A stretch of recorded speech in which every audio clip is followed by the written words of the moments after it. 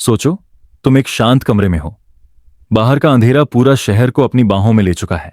सिर्फ एक छोटी सी रोशनी तुम्हारे टेबल लैंप की तुम्हारे चेहरे पर गिर रही है। पंखा धीरे धीरे घूम रहा है।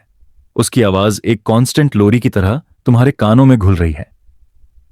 और तुम बस सोच रहे हो, क्या तुमने कभी अपने दिमाग को एक आईने की तरह इमेजिन किया है?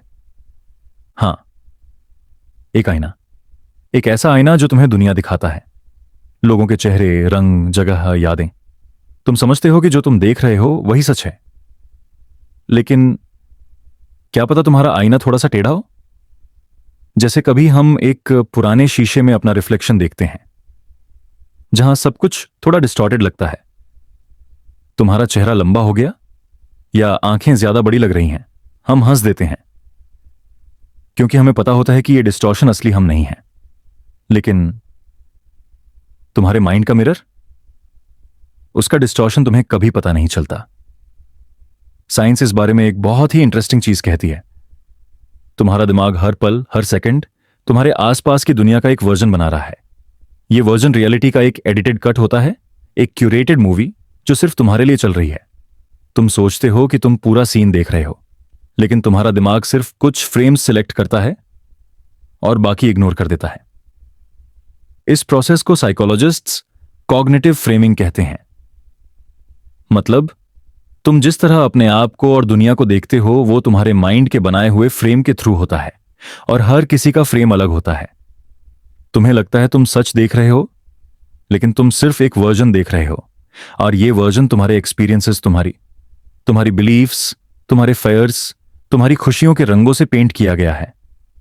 इमेजिन करो, तुम एक दोस्त के साथ बात कर रहे हो। उसने एक सिंपल सा कमेंट किया। तुम्हारा फ्रेम उस कमेंट को एक मजाक के रूप में देखता है। तुम हंस देते हो, लेकिन वही कमेंट किसी और के लिए हर्टफुल लगता है। दोनों लोग एक ही साउंड, एक ही वर्ड सुन रहे हैं, लेकिन दोनों के दिमाग के मिरर्स अलग चीजें रिफ्लेक्ट कर रहे हैं। और यही है असली माइंड बेंडिंग चीज। तुम्हारा माइंड का मिरर कभी परफेक्ट नहीं होता। उस पर स्क्रैचेस होते हैं, धूल जमती है, कभी कभी उसका ग्लास पुराने जमाने के शीशे की तरह रंग बदल लेता है, और तुम समझते हो कि जो तुम देख रहे हो वही अल्टीमेट ट्रुथ है। मैं तुम्हें एक छोटी सी कहानी सुनाता हूं।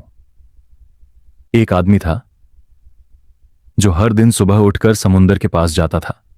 उसका एक रूटीन था। वो वेव्स देखते हुए अपना चाय का कप फिनिश करता और सोचता कि दुनिया कितनी शांत है। एक दिन उसने एक औरत को देखा जो उसी समुंदर के पास रो रही थी। उसने सोचा, बेचारी कितना दुखी है। वो उसके पास गया, बात की, और पता चला कि वो रो नहीं रही थी। उसकी आंखों में खुशी के आंसू थे, क्योंकि उसने अभी अभी अपनी बेटी को कॉलेज से ग्रेजुएट होते देखा था। उस आदमी का मिरर उस मोमेंट को दुख के फ्रेम में रिफ्लेक्ट कर रहा था, लेकिन उस औरत का मिरर उस मोमेंट को खुशी के फ्रेम में, और दोनों के लिए अपनी रियलिटी बिल्कुल रियल थी। सोचो, कितनी बार तुमने अपनी लाइफ के किसी सीन को एक तरह से देखा और सालों बाद रियलाइज किया कि वो सीन का मतलब कुछ और था। जैसे जब तुम छोटे थे, तुम्हें लगता था कि तुम्हारे पेरेंट्स तुम्हें अननेसेसरी स्कोल्ड करते हैं, लेकिन बाद में समझ आता है कि वो तुम्हें प्रोटेक्ट कर रहे थे। उस वक्त तुम्हारा मिरर तुम्हें एक डिस्टॉर्टेड पिक्चर दिखाता था, और ये डिस्टॉर्शन सिर्फ छोटे इवेंट्स तक लिमिटेड नहीं है, ये तुम्हारी आइडेंटिटी तक फैला हुआ है। तुम जो अपने बारे में सोचते हो, तुम्हारा पर्सनैलिटी, तुम्हारा वैल्यू, तुम्हारा मैं कौन हूं, ये सब तुम्हारे माइंड के मिरर का रिफ्लेक्शन है। और अगर मिरर टेढ़ा है तो तुम्हारा सेल्फ इमेज भी टेढ़ा होगा। एक बार अपने अंदर झांक कर देखो, तुम अपने बारे में जो कहानी सुनाते हो वो सच है या एक सेलेक्टिव ट्रुथ? क्या तुम अपनी कमियों को ज्यादा हाईलाइट करते हो या अपनी अचीवमेंट्स को इग्नोर कर देते हो? क्या तुम अपने आप को हमेशा विक्टिम के रूप में देखते हो या हमेशा हीरो के रूप में? क्या पता तुम सिर्फ अपने माइंड के मिरर के एक डिस्टॉर्टेड कॉर्नर में खड़े हो और पूरा रिफ्लेक्शन देख ही नहीं पा रहे। मैं जानता हूं, यह सोचना अनकंफर्टेबल लगता है, क्योंकि अगर तुम अपने माइंड के मिरर पर डाउट करते हो तो तुम अपने पूरे परसेप्शन पर डाउट करते हो। तुम रियलाइज करते हो कि तुम जिस दुनिया को जानते हो वो शायद सिर्फ एक मेंटल कंस्ट्रक्ट है। लेकिन इस रियलाइजेशन के साथ एक अजीब सी फ्रीडम भी आती है। सोचो, अगर तुम्हारा मिरर डिस्टॉर्ट कर सकता है तो तुम उस डिस्टॉर्शन को चेंज भी कर सकते हो। तुम अपना फ्रेम एडजस्ट कर सकते हो, तुम डिसाइड कर सकते हो कि तुम कैसे रिफ्लेक्ट करोगे, जैसे एक फोटोग्राफर अपने कैमरे का लेंस बदल देता है और अचानक एक ऑर्डिनरी सीन एक मास्टरपीस बन जाता है। शायद इसी वजह से कुछ लोग हर सिचुएशन में पॉजिटिविटी देख पाते हैं और कुछ लोग हर जगह नेगेटिविटी। उनके मिरर्स अलग ट्यून किए हुए होते हैं। और तुम्हारा मिरर, तुम उसे कैसे ट्यून करोगे? लेकिन एक ट्विस्ट है। मिरर को साफ करने के लिए तुम्हें पहले उसके स्क्रैचेस और धूल को देखना पड़ेगा। तुम्हें एक्सेप्ट करना पड़ेगा कि डिस्टॉर्शन एग्जिस्ट करता है और यह प्रोसेस कभी कभी पेनफुल होता है। तुम्हें अपने बिलीफ्स को क्वेश्चन करना पड़ता है। तुम्हें अपने असम्पशंस को तोड़ना पड़ता है। तुम्हें अपनी पुरानी कहानियों को रीराइट करना पड़ता है। कुछ लोग इस स्टेज पर रुक जाते हैं क्योंकि सच का सामना करना मुश्किल होता है। लेकिन जो लोग आगे बढ़ते हैं वो रियलाइज करते हैं कि माइंड का मिरर एक फ्लेक्सिबल चीज है। तुम उसे नई क्लैरिटी दे सकते हो, तुम उसे नए रंगों में पेंट कर सकते हो। और जब तुम्हारा मिरर थोड़ा ज्यादा क्लियर हो जाता है तो तुम रियलाइज करते हो कि दुनिया वैसे नहीं बदली, तुम बदल गए। तुम्हारा रिफ्लेक्शन अब तुम्हें सच के करीब लगता है। मैं तुमसे यह कह रहा हूं, आज रात जब तुम नींद के करीब जा रहे हो, एक छोटा सा एक्सपेरिमेंट करो। आंखें बंद करो। अपने दिन के एक सीन को इमेजिन करो। एक ऐसा सीन जो तुम्हें या तो ज्यादा हैप्पी बना गया या ज्यादा अपसेट। अब सोचो, अगर तुम्हारा मिरर उस वक्त थोड़ा अलग ट्यून हुआ होता तो तुम इस सीन को कैसे देखते? क्या तुम उसमें कुछ नया नोटिस करते? क्या तुम किसी और के इमोशंस फील कर पाते? एक धीमी सांस लो और अपने माइंड के मिरर को एक बार जेंटली साफ करो। उसके डिस्टॉर्शंस को पहचानो, उनको एक्सेप्ट करो और फिर उनके साथ पीसफुली कोएग्जिस्ट करो। क्योंकि मिरर को पूरा परफेक्ट बनाना शायद पॉसिबल नहीं, लेकिन उसके डिस्टॉर्शंस को समझना ही क्लैरिटी का पहला स्टेप है। और शायद जब तुम अपना मिरर समझ जाओगे, तुम रियलाइज करोगे कि तुम सिर्फ दुनिया को देख नहीं रहे, तुम उसे बना भी रहे हो। हर सोच, हर फीलिंग, हर परसेप्शन एक ब्रश स्ट्रोक है जो तुम अपनी रियलिटी के कैनवस पर लगाते हो। अब धीरे से छोड़ो इस थॉट को, इसे हवा में डिसॉल्व होने दो और अपने आप को अलाउ करो कि तुम इस शांति में डूब जाओ। क्योंकि माइंड का मिरर हमेशा रिफ्लेक्ट करता है। असली सवाल बस ये है, तुम क्या चुनोगे देखने के लिए? तुम सोचो, तुम अपनी पुरानी यादों के एल्बम के पन्ने पलट रहे हो। शायद तुम्हारे दिमाग में एक सीन आता है, तुम्हारे बचपन का बर्थडे पार्टी, गुब्बारे, दोस्त, हंसी, शरारत। तुम साफ देख सकते हो अपनी पसंदीदा शर्ट। तुम्हें याद है कौन कौन था। तुम्हें लगता है कि तुम उस पल को बिल्कुल वैसे ही याद कर रहे हो जैसे वो हुआ था। लेकिन क्या पता तुम गलत हो। साइंस कहती है कि हमारी यादें वीडियो रिकॉर्डिंग की तरह सेव नहीं होती। वो कोई फिक्स टेप नहीं जो एक बार रिकॉर्ड हो गई तो हमेशा वैसी ही रहेगी। हमारी यादें ज्यादातर एक कहानी की तरह होती हैं और हर बार जब हम उन्हें याद करते हैं, हम उन्हें दोबारा लिखते हैं। हां, हर बार। मतलब जब तुम अपनी बर्थडे पार्टी याद करते हो, तुम्हारा दिमाग सिर्फ एक स्नैपशॉट नहीं खोलता। तुम्हारा दिमाग उस याद को दोबारा रिकंस्ट्रक्ट करता है, जैसे एक पेंटर हर बार वही सीन दोबारा पेंट करे, लेकिन ब्रश का प्रेशर, रंग और मूड हर बार थोड़ा अलग हो। यह प्रोसेस इतना नेचुरल है कि तुम्हें कभी एहसास ही नहीं होता कि तुम अपने ही पास्ट को हल्के हल्के बदल रहे हो। तुम्हें लगता है तुम सच देख रहे हो, लेकिन तुम एक हल्का एडिटेड वर्जन देख रहे हो। मैं तुम्हें एक छोटी सी कहानी सुनाता हूं। एक लड़का था जो अपने स्कूल के स्पोर्ट्स डे को हमेशा याद करता था। उसे लगता था कि उसने 100 मीटर रेस में दूसरा पोजीशन जीता था। उसके दिमाग में एक क्लियर पिक्चर थी। वो फिनिश लाइन क्रॉस कर रहा है, भीड़ चीयर कर रही है, उसका दोस्त उसके पीछे आ रहा है। सालों बाद उसने अपना पुराना स्कूल रिकॉर्ड देखा और पता चला कि वो रेस में चौथा आया था। दूसरे पोजीशन पर उसका दोस्त था। तब उसे एहसास हुआ कि उसने अपनी मेमोरी के सीन में अपने और दोस्त के पोजीशन बदल दिए थे, शायद एक छोटे से ईगो को बचाने के लिए। क्या तुमने कभी ऐसा एक्सपीरियंस किया है? एक मेमोरी जो तुम्हें बिल्कुल क्लियर लगती थी, लेकिन जब तुम उसे वेरीफाई करते हो तो वो थोड़ी अलग निकलती है। इसे साइकोलॉजिस्ट रिकंस्ट्रक्टिव मेमोरी कहते हैं। हर बार जब तुम एक याद को याद करते हो, तुम उसे थोड़ा मॉडिफाई करते हो और वो मॉडिफाइड वर्जन ही अगली बार तुम्हारे पास आता है। मतलब तुम्हारा दिमाग एक फोटोकॉपी बनाता है, फिर उसकी फोटोकॉपी, फिर उसकी फोटोकॉपी, और जैसे हर कॉपी से थोड़ा क्वालिटी लॉस होता है, वैसे ही तुम्हारी यादों में भी थोड़ा ट्रुथ लॉस होता है। और ये बदलाव सिर्फ छोटे छोटे डिटेल्स तक सीमित नहीं है, कभी कभी पूरा इमोशनल टोन बदल जाता है। शायद तुम्हें लगता है कि तुम्हारी एक पुरानी लड़ाई में तुम सही थे, लेकिन सालों बाद तुम महसूस करते हो कि तुम भी गलत थे। उस वक्त तुम्हारा दिमाग तुम्हें एक हीरो बना रहा था, लेकिन असल में कहानी ज्यादा ग्रे थी। एक और अजीब बात, तुम्हारी यादों का रंग भी बदल सकता है, मतलब लिटरल कलर। अगर तुम किसी याद को बार बार अपने दिमाग में एक स्पेसिफिक मूड के साथ रिकॉल करते हो, तुम्हारा दिमाग उसके विजुअल डिटेल्स को उस मूड के साथ एडजस्ट कर देता है। जैसे अगर तुम एक समर पिकनिक की याद को हमेशा नॉस्टैल्जिया के साथ सोचते हो, तुम्हें लग सकता है कि वो दिन ज्यादा ब्राइट और गोल्डन था, चाहे उस दिन मौसम नॉर्मल ही क्यों ना हो। इसका मतलब यह है कि तुम अपने पास्ट के एग्जैक्ट विटनेस नहीं हो, तुम अपने पास्ट के आर्टिस्ट हो। तुम पेंट करते हो, एडिट करते हो, डिलीट करते हो, ऐड करते हो, ज्यादातर बिना जाने बूझे। अब सोचो, इसका साइकोलॉजिकल इंपैक्ट कितना बड़ा है। अगर तुम्हारी यादें लगातार बदल रही हैं, तो तुम्हारी आइडेंटिटी भी बदल रही है, क्योंकि हम जो हैं वो हमारे पास्ट से बनते हैं। अगर पास्ट शिफ्टिंग है, तो मैं कौन हूं का जवाब भी शिफ्टिंग है। इस बात को समझना थोड़ा अनसेटलिंग है। तुम महसूस करते हो कि शायद तुम अपने ही लाइफ की कहानी के रिलायबल नैरेटर नहीं हो।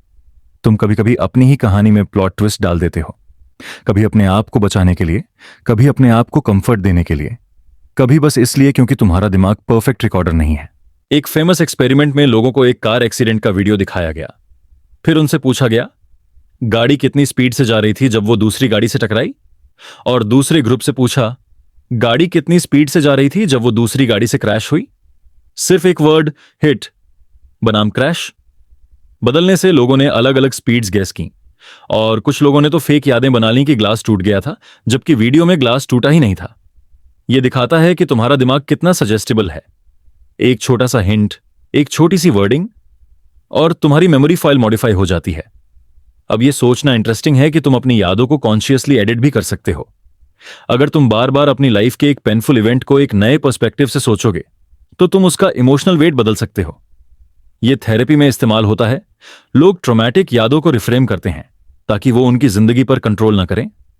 लेकिन यह एक डबल एज्ड स्वॉर्ड है, क्योंकि तुम पॉजिटिव चीजों को नेगेटिव बना सकते हो और नेगेटिव को पॉजिटिव। तुम अपनी लाइफ के एक ब्यूटीफुल मोमेंट को खराब वर्जन में बदल सकते हो अगर तुम बार बार उसे गुस्से के साथ रिकॉल करो, और तुम एक हर्टफुल मोमेंट को सॉफ्ट कर सकते हो अगर तुम उसमें लर्निंग देख पाओ। मैं तुमसे एक सवाल पूछता हूं, तुम अपने पास्ट के कौन से मोमेंट्स को बार बार रिकॉल करते हो? क्या तुम उन्हें वैसे ही देखते हो जैसे वो हुए थे, या वैसे जैसे तुम चाहते हो कि वो हुए होते? और अगर तुम उन्हें एडिट कर रहे हो, क्या तुम अवेयर हो कि तुम कर रहे हो? सोचो, एक दिन तुम अपने दोस्त के साथ बैठकर पुराने कॉलेज डेज की बातें कर रहे हो। तुम दोनों एक ही इवेंट याद करते हो, लेकिन तुम्हारे वर्जन्स अलग होते हैं। तुम सोचते हो कि तुम्हारा वर्जन सही है, वो सोचता है उसका सही है, और शायद दोनों थोड़ा थोड़ा गलत हैं। यह मोमेंट एक छोटी सी फिलोसॉफिकल रियलाइजेशन लाता है। सच सिर्फ एक फिक्स्ड चीज नहीं है।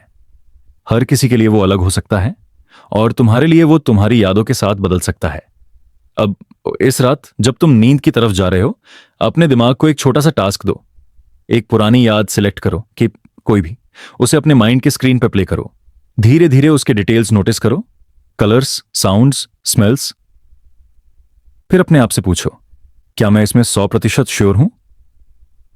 क्या यह वैसे ही हुआ था जैसे मैं देख रहा हूं, या शायद मैं इसमें अपनी तरफ से कुछ ऐड कर रहा हूं?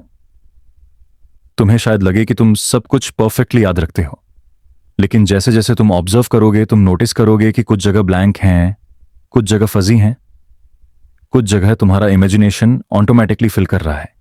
और यही है मेमोरी का सबसे सब्टल ट्रिक। तुम महसूस ही नहीं करते कि तुम कुछ क्रिएट कर रहे हो, क्योंकि तुम्हें लगता है तुम सिर्फ रिकॉल कर रहे हो। इस बात को समझकर तुम अपने दिमाग के साथ एक नए लेवल का रिलेशनशिप बना सकते हो। तुम अपने आप को थोड़ा ज्यादा जेंटल ट्रीट करते हो, क्योंकि तुम जानते हो कि तुम परफेक्ट विटनेस नहीं हो। तुम अपने पास्ट के लिए थोड़ा ज्यादा कंपैशनेट हो जाते हो, क्योंकि तुम जानते हो कि तुमने शायद अपनी ही यादों में अपने लिए कुछ प्रोटेक्टिव लाइज वीव की होंगी। और जब तुम ये समझ जाते हो, तो तुम अपने प्रेजेंट को थोड़ा ज्यादा कॉन्शियसली जीने लगते हो। तुम महसूस करते हो कि जो तुम अभी देख रहे हो, सुन रहे हो, फील कर रहे हो, कल तक वो एक एडिटेड मेमोरी बन जाएगा। इसलिए तुम अभी के हर डिटेल को थोड़ा ज्यादा डीपली अब्जॉर्ब करते हो। अब इस थॉट को सॉफ्टली अपने अंदर सेट होने दो। सांस धीरे धीरे लो, अपने आप को फील करो और जान लो कि तुम्हारे दिमाग का हर मेमोरी एक लिविंग ब्रीदिंग ऑर्गेनिज्म की तरह है। वो इवॉल्व होता है, चेंज होता है, अडेप्ट होता है, जैसे तुम होते हो। तुम बस इस फ्लो के साथ चलना सीखो, नींद तुम्हारे पास खुद आ जाएगी। सोचो तुम एक छोटी सी रूम में बैठे हो, एक वीडियो स्क्रीन के सामने। तुम्हें एक सिंपल टास्क दिया जाता है। वीडियो में जो लोग व्हाइट शर्ट्स पहने हैं उनके पासेस काउंट करो, सिर्फ व्हाइट शर्ट्स वाले, और कुछ मत देखना। वीडियो चालू होता है, तुम फोकस से देखते हो। ए पास 2, 3, तुम्हारी आंखों का ध्यान सिर्फ बॉल पर है। तुम कंसंट्रेट कर रहे हो कि तुम नंबर मिस ना करो। वीडियो खत्म होता है। एग्जामिनर पूछता है, अच्छा पासेस कितने थे? तुम प्राउडली बोलते हो 15। वो सिर हिलाकर बोलता है, ठीक है, लेकिन क्या तुमने गोरिल्ला देखा? तुम कंफ्यूज हो जाते हो। गोरिल्ला? कौन सा गोरिल्ला? वो वीडियो दोबारा चलाता है और तुम शॉक हो जाते हो। बीच वीडियो में एक आदमी गोरिल्ला कॉस्ट्यूम पहने हुए स्क्रीन पर चलता है, कैमरा के बीच में रुककर अपने चेस्ट पर थपथप करता है, फिर कामली चला जाता है और तुम उसे पहली बार देख ही नहीं पाए। यह है द इनविजिबल गोरिल्ला इफेक्ट, एक साइकोलॉजिकल फिनोमेनन जो हमें यह दिखाता है कि हमारी अटेंशन कितनी सिलेक्टिव होती है और हम कितनी चीजों को मिस कर देते हैं जब हमारा फोकस एक छोटी सी चीज पर लॉक हो जाता है। यह एक्सपेरिमेंट पहली बार 1999 में साइकोलॉजिस्ट्स क्रिस्टोफर चाब्रिस और डेनियल साइमन ने किया था और उन्होंने ये डिस्कवर किया कि 50% से ज्यादा लोगों ने गोरिल्ला को नोटिस ही नहीं किया, क्योंकि वो अपने काउंटिंग टास्क में इतने इमर्स थे कि उनका दिमाग बैकग्राउंड इंफॉर्मेशन को फिल्टर आउट कर रहा था। तुम सोच रहे होगे, कैसे पॉसिबल है कि कोई इतनी ऑब्वियस चीज मिस कर दे? गोरिल्लास छुपाने वाले क्रीचर्स नहीं होते। वो लिटरली कैमरा के बीच में आए थे, लेकिन हमारा दिमाग इस तरह डिजाइन हुआ है कि जब हम एक चीज पर शार्पली फोकस करते हैं, हम बाकी चीजों को इग्नोर कर देते हैं, चाहे वो कितनी भी एब्सर्ड या इम्पॉसिबल क्यों ना हो। इस फिनोमेनन को इनअटेंशनल ब्लाइंडनेस कहते हैं। मतलब जब हमारा अटेंशन एक नैरो बीम बन जाता है तो उस बीम के बाहर जो भी है वो हमारे लिए इफेक्टिवली इनविजिबल हो जाता है। अब ये सिर्फ एक लैब एक्सपेरिमेंट की बात नहीं है, ये तुम्हारी रियल लाइफ में रोज होता है। सोचो तुम एक इंपॉर्टेंट प्रेजेंटेशन के लिए स्लाइड्स बना रहे हो, तुम्हारा फोकस सिर्फ डेटा पॉइंट्स पर है। तुम्हारे सामने खिड़की के बाहर एक रेनबो आ गया, एक रेयर परफेक्ट डबल रेनबो, लेकिन तुम नहीं देख पाते। तुम्हारे दोस्त बाद में बोलते हैं, अरे यार कितना खूबसूरत था, और तुम बस एक ब्लैंक एक्सप्रेशन के साथ कहते हो, मुझे तो पता ही नहीं चला। और कभी कभी ये इफेक्ट डेंजरस भी हो सकता है। इमेजिन तुम एक ड्राइवर हो जो रोड पर सिर्फ अपने लेन की एक गाड़ी पर फोकस कर रहा है और तुमने लेफ्ट से आ रही एक बाइक को मिस कर दिया। एक्सीडेंट्स का एक बड़ा कारण ये इनअटेंशनल ब्लाइंडनेस होती है। लेकिन अगर हम इसे थोड़ा फिलोसॉफिकल एंगल से देखें तो ये एक डीपर बात बताता है। तुम्हारा परसेप्शन ऑफ रियलिटी सिर्फ उस चीज तक लिमिटेड है जिस पर तुम ध्यान दे रहे हो। बाकी दुनिया तुम्हारे लिए टेम्पररी नॉन एग्जिस्टेंट हो जाती है। मतलब रियलिटी तुम्हारे लिए एक फिल्टर के थ्रू एग्जिस्ट करती है और तुम सोचते हो कि तुम पूरी पिक्चर देख रहे हो, लेकिन तुम एक छोटी क्रॉप्ड वर्जन देख रहे हो। यह सोचकर थोड़ा डिस्टर्बिंग लगता है, क्योंकि इसका मतलब यह है कि तुम्हारे आसपास हमेशा कुछ गोरिल्लाज होते हैं, बड़ी ऑब्वियस चीजें जो तुम मिस कर रहे हो सिर्फ क्योंकि तुम्हारा ध्यान कहीं और है और तुम्हें पता भी नहीं चलता कि तुमने उन्हें मिस किया। एक बार सोचो, तुम्हारी लाइफ में अभी कौन से इनविजिबल गोरिल्लाज चल रहे हो सकते हैं? क्या तुम अपने करियर गोल्स में इतने फोकस हो कि तुम एक दोस्त का साइलेंट स्ट्रगल मिस कर रहे हो? क्या तुम अपने पर्सनल प्रॉब्लम्स में इतने बिजी हो कि तुम अपने आसपास की ब्यूटी नोटिस नहीं कर पा रहे? क्या तुम अपने फोन स्क्रीन में इतने एब्जॉर्ब हो कि तुम रियल वर्ल्ड के छोटे छोटे मैजिकल मोमेंट्स मिस कर रहे हो? हम सब अपने अपने इनविजिबल गोरिल्लाज के साथ जीते हैं। अब मैं तुम्हें एक और एक्सपेरिमेंट के बारे में बताता हूं जो इससे क्लोजली रिलेटेड है। एक स्टडी में लोगों से कहा गया कि वो एक बिजी स्ट्रीट पर एक स्ट्रेंजर को डायरेक्शंस दें। जब वो बता रहे थे, 2 लोग एक लार्ज वुडन डोर लेकर उनके बीच से गुजरे और उन्हीं सेकंड्स में एक स्वैप हुआ। पहले स्ट्रेंजर की जगह एक कंप्लीटली डिफरेंट स्ट्रेंजर आ गया। और गेस करो, ज्यादातर लोगों ने नोटिस ही नहीं किया कि उनका साथ बात करने वाला बंदा चेंज हो गया है। इसे चेंज ब्लाइंडनेस कहते हैं। जब हमारी अटेंशन शिफ्ट होती है, हम मेजर चेंजेस को भी मिस कर देते हैं। यह भी एक तरह का गोरिल्ला ही है, बस डिस्गाइज में। अगर तुम ध्यान से सोचो तो यह कॉन्सेप्ट तुम्हारी रिलेशनशिप्स पर भी अप्लाई होता है। कभी कभी एक इंसान तुम्हारी लाइफ में धीरे धीरे चेंज हो जाता है, उनके हैबिट्स, उनका मूड, उनका एटीट्यूड। लेकिन तुम रियलाइज तब करते हो जब वो चेंज इतना बड़ा हो जाता है कि इग्नोर नहीं हो सकता। तब तुम कहते हो तुम तो बिल्कुल अलग हो गए हो, लेकिन असल में वो चेंज महीनों या सालों से चल रहा था, बस तुम्हारा ध्यान नहीं था। यह सोचना थोड़ा अनकंफर्टेबल है कि हम अपने ही लाइफ के बड़े चैप्टर्स मिस कर सकते हैं सिर्फ क्योंकि हमने अपना ध्यान एक नैरो बीम में लॉक कर रखा है। और यही जगह है जहां ये इनविजिबल गोरिल्ला इफेक्ट एक सब्टल मेडिटेशन बन सकता है। अगर तुम कॉन्शियसली अपने ध्यान को थोड़ा वाइडन कर दो, अपने सराउंडिंग्स, अपनी रिलेशनशिप्स, अपने बॉडी के सेंसेशंस, अपने थॉट्स, सब पर जेंटल अवेयरनेस रखो, तो तुम अपनी लाइफ के हिडन गोरिल्लास को देख पाओगे। तुम रियलाइज करोगे कि तुम्हारा वर्ल्ड तुम्हारे सोच से ज्यादा कॉम्प्लेक्स और रिच है। लेकिन यह प्रैक्टिस इजी नहीं है। हमारे दिमाग को एक चीज पर फोकस करना पसंद है क्योंकि वो एनर्जी एफिशिएंट है। सब डायरेक्शंस में ध्यान देना एग्जॉस्टिंग हो सकता है। इसलिए ये एक आर्ट है, सिलेक्टिव फोकस और ओपन अवेयरनेस के बीच बैलेंस बनाना। जब तुम ये समझ जाते हो कि तुम्हारा परसेप्शन इनकम्प्लीट है, तुम अपने असम्पशंस के साथ ज्यादा केयरफुल हो जाते हो। तुम रियलाइज करते हो कि मैंने नहीं देखा का मतलब वो हुआ ही नहीं होता, और तुम ज्यादा हम्बल बन जाते हो अपने जजमेंट्स में। अब मैं चाहता हूं कि तुम अपनी आंखें बंद करो, एक मोमेंट लो और अपनी लाइफ के किसी रिसेंट दिन को याद करो। एक नॉर्मल दिन। अपने माइंड के स्क्रीन पर उस दिन के सीन्स प्ले करो। अब कॉन्शियसली अपने फोकस को उस दिन के बैकग्राउंड पर ले जाओ। क्या तुमने नोटिस किया था कि तुम्हारे रूम का एक कॉर्नर कितना डस्टी था? क्या तुमने देखा था कि तुम्हारे दोस्त का टोन थोड़ा लो था जब वो तुमसे बात कर रहा था? क्या तुमने नोटिस किया था कि एक छोटा सा फ्लावर स्ट्रीट के कॉर्नर पर ब्लूम कर रहा था? शायद तुम रियलाइज करो कि तुमने ये सब मिस किया, और शायद तुम समझो कि तुमने अपना ही गोरिल्ला मिस किया। इस अवेयरनेस के साथ कल जब तुम उठो, थोड़ा ज्यादा ओपन नजर रखो, अपना फोकस अपने टास्क पर रखो, लेकिन अपने सराउंडिंग्स की एक जेंटल स्कैन भी चलाते रहो। तुम देखोगे कि तुम्हारा वर्ल्ड ज्यादा वाइब्रेंट हो जाता है और तुम्हारे अंदर एक सबटल सा सुकून आता है। और अब जब तुम नींद की तरफ जा रहे हो, ये थॉट अपने साथ ले जाओ, शायद इस दिन में भी एक गोरिल्ला था जो तुमने नहीं देखा, लेकिन कल तुम उसे नोटिस करने की कोशिश करोगे। धीरे से सांस लो, अपने मन को शांत होने दो और इस क्यूरियोसिटी के साथ सो जाओ कि दुनिया तुम्हारे देखे हुए से कहीं ज्यादा बड़ी और मिस्टीरियस है। इमेजिन करो, एक पुराना लकड़ी का जहाज समंदर की लहरों पर धीरे धीरे हिलता हुआ। यह जहाज एक लीजेंडरी हीरो का था, थीसियस।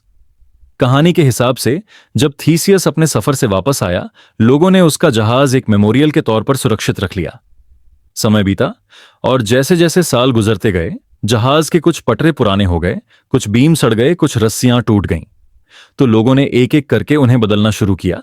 एक नया पटर, एक नया मस्तूल, एक नया पाल।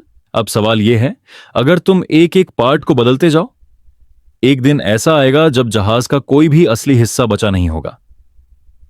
तब तुम कैसे तय करोगे, क्या यह अब भी वही थीसियस का जहाज है या यह एक पूरी तरह नया जहाज बन चुका है? यह है the ship of Theseus paradox, एक ऐसा दार्शनिक पहेली जो हजारों सालों से लोगों को उलझा रहा है। और जब तुम इसे गहराई से सोचोगे तो तुम महसूस करोगे कि यह सिर्फ एक पुराने जहाज की कहानी नहीं है, यह तुम्हारी, मेरी, हम सबकी कहानी है। सवाल यह है, पहचान, आइडेंटिटी का मतलब क्या है? क्या एक चीज वही होती है जब तक उसका रूप, फॉर्म वही रहे, या उसके भौतिक हिस्से, फिजिकल पार्ट्स मायने रखते हैं, या उसकी कहानी, उसका नाम, उसकी निरंतरता, कंटिन्यूटी मायने रखती है? अगर तुम सोचो तो तुम्हारा खुद का शरीर एक तरह का थीसियस का जहाज है। तुम्हारे हर सेल कुछ सालों में बदल जाते हैं। त्वचा की कोशिकाएं हर महीने नई बन जाती हैं। लाल रक्त कोशिकाएं हर 4 महीने में बदल जाती हैं। हड्डी का ऊतक भी कुछ सालों में नया हो जाता है और 7 से 10 साल के अंदर तुम्हारे शरीर का लगभग हर परमाणु बदल चुका होता है। तो क्या इसका मतलब है कि तुम वही इंसान नहीं रहे जो तुम 10 साल पहले थे, या तुम अब भी वही हो, बस नए मटेरियल के साथ? विज्ञान कहता है कि तुम्हारा दिमाग भी लगातार बदल रहा है। यादें धुंधली हो जाती हैं, कुछ बदल जाती हैं, नए अनुभव तुम्हारी पहचान को फिर से आकार देते हैं, पर तुम फिर भी एक निरंतरता महसूस करते हो, एक एहसास कि मैं वही हूं, लेकिन ये निरंतरता असली भौतिक समानता से नहीं आती, ये एक कहानी से आती है जो तुम अपने आप को सुनाते हो। तुम्हारा नाम, तुम्हारे अनुभव, तुम्हारी आत्म छवि, ये सब तुम्हारे मन के धागे हैं जो तुम्हें एक साथ बांधकर एक सेल्फ का भ्रम, इल्यूजन बनाते हैं। अब थोड़ा और दिलचस्प हो जाता है जब हम एक ट्विस्ट जोड़ते हैं। सोचो, थीसियस के पुराने जहाज के सारे असली हिस्से जो बदले गए थे, उन्हें किसी ने जमा कर लिया और फिर उन पुराने हिस्सों से एक जहाज दोबारा बना दिया। अब कौन सा जहाज असली थीसियस का जहाज है? वही जो बंदरगाह पर खड़ा है लेकिन नए हिस्सों के साथ, या वही जो पुराने हिस्सों से दोबारा बनाया गया है? यह सवाल तुम्हारे दिमाग में एक छोटा सा दार्शनिक भूकंप पैदा करता है।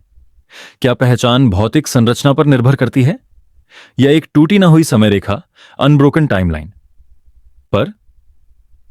अगर तुम्हारे शरीर के हिस्से अलग अलग बदलते रहे तो तुम फिर भी तुम हो, क्योंकि तुम्हारे अनुभव बिना टूटे जारी हैं। लेकिन अगर तुम्हारा बिल्कुल वैसा ही शरीर का क्लोन बना दिया जाए तो क्या वो तुम हो सकता है? और अगर हम इस विचार प्रयोग, थॉट एक्सपेरिमेंट को और आगे ले जाएं, तो देखो, तकनीक के साथ हम एक नए युग के किनारे पर खड़े हैं। वैज्ञानिक और भविष्यवक्ता बात करते हैं माइंड अपलोडिंग की। तुम्हारा पूरा दिमाग स्कैन करके तुम्हारी यादें और व्यक्तित्व एक कंप्यूटर में अपलोड कर देना। अगर ऐसा हो जाता है तो क्या वो डिजिटल वर्जन तुम हो? उसका मैं, तुम्हारा मैं है, या वो सिर्फ एक कॉपी है जो खुद को तुम समझता है? ये शिप ऑफ थीसियस पैराडॉक्स तुम्हें यह सोचने पर मजबूर करता है कि हम अपनी पहचान को किस आधार पर परिभाषित करते हैं। और जब तुम इस सवाल को गहराई से खोजते हो तो तुम महसूस करते हो कि शायद सेल्फ एक स्थिर चीज नहीं है। शायद ये एक लगातार बदलने वाली प्रक्रिया है जो कभी स्थिर नहीं होती। मैं तुम्हें एक और मिसाल देता हूं जो शायद तुम्हारे दिल को छू ले। सोचो, तुम्हारा एक पुराना गिटार है जो तुमने कॉलेज में खरीदा था। सालों तक तुमने उस पर गाने बजाए, उसके साथ तुमने अपने भावनाएं व्यक्त की। अब उसके तार पुराने हो गए हैं, ट्यूनिंग कीज बदल गई हैं, बॉडी पर खरोंचें आ गई हैं। एक दिन तुमने सोचा कि तुम पूरा गिटार रिस्टोर करोगे। नए तार, नई कीज, नई लकड़ी की पॉलिश। अब तुम्हारे हाथ में एक चमकदार, नया सा दिखने वाला गिटार है। लेकिन जब तुम उस पर पहला कॉर्ड बजाते हो, तुम्हें वो पुरानी यादों का एहसास नहीं आता। क्यों? क्योंकि तुम महसूस करते हो कि वो सिर्फ एक वस्तु नहीं था, वो तुम्हारे अतीत का एक कंटेनर था। इसी तरह तुम्हारा सो भी सिर्फ एक जैविक मशीन नहीं है। तुम्हारे अंदर यादें, भावनाएं और एक कहानी का धागा है जो तुम्हें तुम बनाता है। शिप ऑफ थीसियस हमें चुनौती देता है कि हम ये तय करें कि हम किस चीज को ज्यादा महत्व देते हैं, भौतिक समानता या कहानी की समानता। और अगर हम आध्यात्मिकता का दृष्टिकोण लें तो यह पैराडॉक्स एक और गहराई ले लेता है। बहुत सी पूर्वी दर्शन शास्त्र कहती हैं कि सावो एक भ्रम है। तुम हर पल बदल रहे हो, हर पल तुम एक नया संस्करण बन रहे हो। तुम्हारा लगाव इस विचार से कि तुम एक स्थायी पहचान हो सिर्फ तुम्हारे मन का एक निर्माण है। बुद्ध ने भी कहा था, सब कुछ अनित्य है, हर चीज अस्थायी है, हर चीज बहाव, फ्लक्स में है। इसे समझने का एक ध्यान, मेडिटेटिव तरीका है। तुम अपनी सांस पर ध्यान दो और नोटिस करो कि तुम अभी कौन हो। तुम्हें लगेगा कि तुम वही हो जो कल थे। लेकिन अगर तुम अपने विचारों को देखो, तुम्हें पता चलेगा कि तुम्हारा वर्तमान मूड, तुम्हारी वर्तमान समझ, तुम्हारी वर्तमान इच्छाएं, ये सब कल से अलग हैं। तुम सचमुच एक नया जहाज हो। अब जब तुम रात को सो रहे हो, ये पैराडॉक्स तुम्हारे अवचेतन, सबकॉन्शियस में एक अजीब सी शांति और जिज्ञासा दोनों लाता है। शांति इसलिए क्योंकि तुम महसूस करते हो कि तुम स्थिर नहीं हो, तुम हमेशा बढ़ सकते हो, बदल सकते हो। और जिज्ञासा इसलिए क्योंकि तुम सोचते हो, मैं कल का संस्करण कैसा होगा, कौन सा पटर बदल चुका होगा। मुझे लगता है कि शिप ऑफ थीसियस सिर्फ एक विचार प्रयोग नहीं, एक आईना है जो हमें हमारे परिवर्तन का सच दिखाता है। तुम अपने अतीत को सम्मान दे सकते हो, लेकिन तुम्हें स्वीकार करना पड़ता है कि तुम लगातार नए सिरे से बन रहे हो। अब एक बार अपनी आंखें बंद करो, अपने आप को एक जहाज समझो जो एक समंदर के बीच में नौकायन कर रहा है। हर लहर के साथ तुम्हारा एक छोटा हिस्सा बदल रहा है। कभी एक मस्तूल बदला जा रहा है, कभी एक पटर, कभी एक पाल। तुम्हें पता भी नहीं चलता, लेकिन तुम एक अलग आकार ले रहे हो। और फिर भी तुम अपनी यात्रा को जारी रखते हो, क्योंकि तुम्हारा मार्ग, तुम्हारी कहानी, वही धागा है जो तुम्हें तुम बनाता है। इस विचार के साथ एक गहरी सी सांस लो और अपने मन को इजाजत दो कि वो इस पैराडॉक्स के साथ खेलता रहे जब तुम धीरे धीरे नींद में डूबते हो सकता है तुम सपने में अपने ही एक पुराने संस्करण से मिलो, या एक ऐसे संस्करण से जो अभी अस्तित्व में ही नहीं है। कभी तुमने नोटिस किया है, जब तुम एक क्राउडेड जगह पर हो और कोई छोटी सी इमरजेंसी होती है तो लोग अक्सर बस देखते रहते हैं। जैसे किसी का फोन गिर गया, कोई स्लिप हो गया, या कोई रोड पर जख्मी पड़ा है, सब लोग स्लो डाउन करके देखते हैं, पर काम करने के लिए रुकते कम हैं। और अजीब बात यह है कि जितने ज्यादा लोग होते हैं उतने कम चांसेस होते हैं कि कोई एक्चुअल हेल्प करे। ये स्ट्रेंज ह्यूमन बिहेवियर का नाम है, वो द बायस्टैंडर इफेक्ट। और ये एक साइकोलॉजिकल फिनोमिनन है जो हमें हमारी अपनी इंसानियत के बारे में अनकंफर्टेबल क्वेश्चंस पूछने पर मजबूर करता है। इसका एक बहुत फेमस केस है 1964 का न्यूयॉर्क। एक यंग वुमन किटी जेनोविस अपने अपार्टमेंट के पास अटैक की गई थी। रिपोर्ट्स के मुताबिक डजन्स लोगों ने उसकी चीखें सुनी, कुछ ने अटैक देखा भी, लेकिन बहुत कम लोग एक्चुअल हेल्प देने आए। काफी देर तक कोई पुलिस को कॉल नहीं कर रहा था। तब मीडिया ने इसको हाईलाइट किया और साइकोलॉजिस्ट ने इस फिनोमिनन पर रिसर्च शुरू की। जब रिसर्चर्स ने इसको स्टडी किया, उन्होंने देखा कि जब लोग ग्रुप में होते हैं तो हर इंसान अस्यूम करता है कि कोई और हेल्प करेगा। रिस्पॉन्सिबिलिटी सब में डिस्ट्रीब्यूट हो जाती है और इसलिए किसी एक को पर्सनली रिस्पॉन्सिबल फील नहीं होता। यही डिफ्यूजन ऑफ रिस्पॉन्सिबिलिटी होता है। सोचो, तुम एक छोटे गांव की गली में हो और तुम्हें कोई जख्मी दिखता है। तुम ऑटोमेटिकली रुकोगे, पूछोगे, हेल्प दोगे, क्योंकि तुम जानते हो कि तुम्हारे अलावा कोई नहीं है जो मदद करेगा। लेकिन अगर तुम एक क्राउडेड मार्केट में हो, तुम देखोगे कि दूसरे लोग ऑलरेडी देख रहे हैं और तुम्हारा ब्रेन सोचता है हम शायद कोई और हैंडल करेगा। तुम थोड़ा स्लो डाउन करोगे, देखोगे, लेकिन शायद आगे बढ़ जाओगे। यह सिर्फ लेजीनेस नहीं है, ये एक डीप साइकोलॉजिकल ट्रैप है जो हमारे माइंड के अंदर ऑटोमेटिक चलती है। और इसमें एक और लेयर है। जब हम दूसरे लोगों को रिएक्ट करते नहीं देखते तो हम समझते हैं कि शायद सिचुएशन उतनी सीरियस नहीं है। इसको कहते हैं प्लूरलिस्टिक इग्नोरेंस। बेसिकली हम दूसरे लोगों की इनएक्शन को एक सिग्नल समझ लेते हैं कि कुछ ज्यादा इमरजेंसी नहीं है। एक एक्सपेरिमेंट में रिसर्चर्स ने लोगों को एक रूम में बिठाया और धुआं छोड़ना शुरू किया, जैसे कि फायर हो रही हो। जब एक इंसान अकेला था, उसने तुरंत रिएक्ट किया, उठकर फायर अलार्म या हेल्प बुलाई।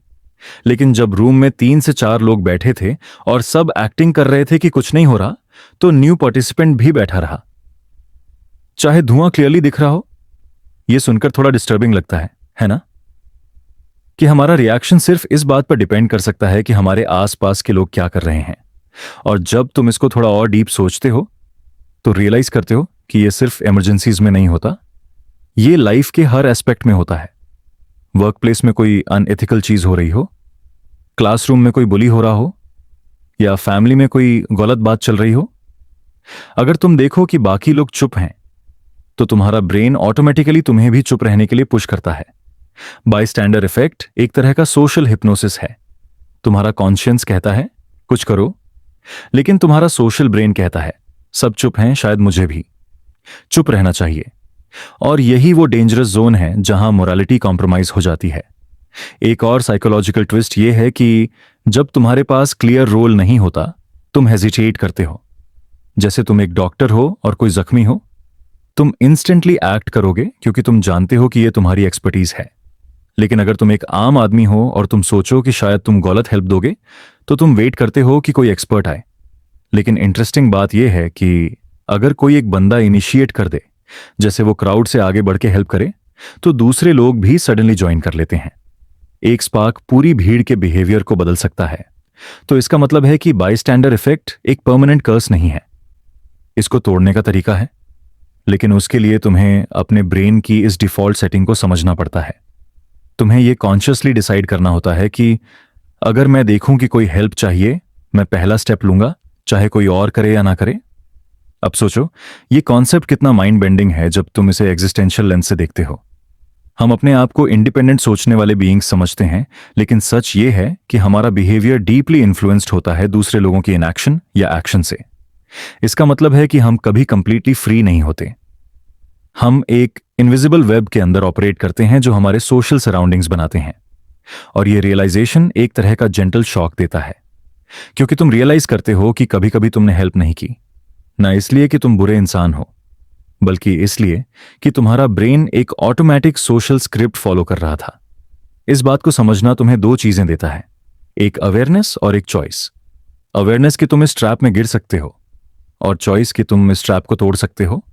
और जब तुम ये चॉइस लेते हो, तुम सिर्फ एक सिचुएशन चेंज नहीं करते, तुम एक चेन रिएक्शन शुरू करते हो, जिसमें दूसरे लोग भी इंस्पायर होते हैं स्टेप लेने के लिए। बाईस्टैंडर इफेक्ट एक मिरर है जो हमें दिखाता है कि इंसान एक अकेला हीरो कम और एक इंटरकनेक्टेड ऑर्गेनिज्म ज्यादा है। हमारा बिहेवियर एक दूसरे से फीड होता है, इसलिए कभी कभी एक छोटा सा कॉन्शियस एक्शन, जैसे किसी स्ट्रेंजर से पूछना आर यू ओके, एक पूरा सिस्टम शिफ्ट कर सकता है। अब तुम अपने आप से एक छोटा सा क्वेश्चन पूछो, तुमने कब लास्ट टाइम किसी स्ट्रेंजर की हेल्प की थी जब बाकी लोग चुप थे? या तुम कब एक क्राउड का हिस्सा थे जो बस देख रहा था? यह क्वेश्चन अनकंफर्टेबल है, लेकिन इस डिस्कंफर्ट में ही ग्रोथ छुपी है। मैं चाहता हूं कि तुम इस थॉट के साथ थोड़ा सा पॉज लो, अपनी आंखें बंद करो, अपने आप को एक क्राउडेड स्ट्रीट में इमेजिन करो। तुम देखते हो कि कोई गिर गया है, कोई कंफ्यूज लग रहा है, कोई डिस्ट्रेस में है।